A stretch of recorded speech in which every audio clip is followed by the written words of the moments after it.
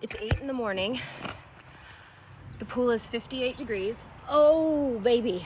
Cold is all the craze. Celebrities and influencers are plunging into icy waters all over social media. I can't feel my feet or my hands. It's not that new a phenomenon. It's just the thing that's new about it is how many people are now doing it.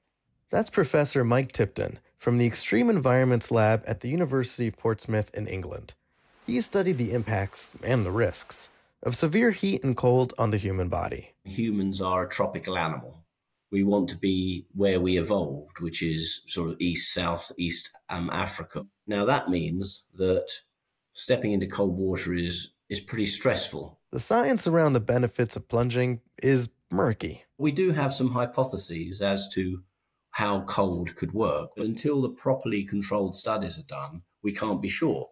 But Tipton says overcoming the challenge of cold water immersion may contribute to some benefits. You have mental resilience at your fingertips. You have productivity, you have focus, you have just like this euphoric sensation. You get a bunch of energy. I definitely get this rush of like adrenaline and serotonin and dopamine. Cold water immersion evokes a fight or flight response, and part of that response is to release the stress hormones. So absolutely, going into cold water is going to wake you up. On the flip side, there's a whole host of potentially hazardous responses that are associated with doing that. According to Tipton, in the first 30 seconds, a cascade of reactions occurs. Cold water sucks heat away 5 times faster than air. Skin temperature falls rapidly, causing an uncontrollable gasp.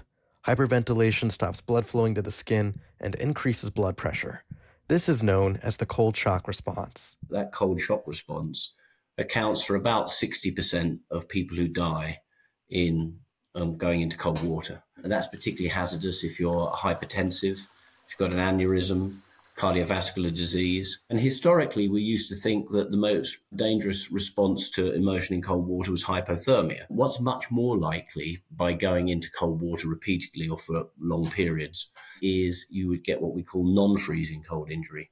And this is a damage to the small nerve fibers and blood vessels and can result in lifelong disability. For those who want to try it, Tipton advises making sure a doctor clears you of heart risks and never taking a plunge alone. He also suggests avoiding water colder than 59 degrees Fahrenheit or 15 degrees Celsius and limiting plunges to 5 to 10 minutes max. You've got what you need in the first couple of minutes of immersion. There's no need to stay in longer. And remember, there are safer, proven ways to get some of these benefits. But we know for a fact that exercise provides a lot of these beneficial changes in mental and physical health. Think more like your beloved TV athletes on the field and less like them on ice. Somebody order a Roy on the rocks, huh?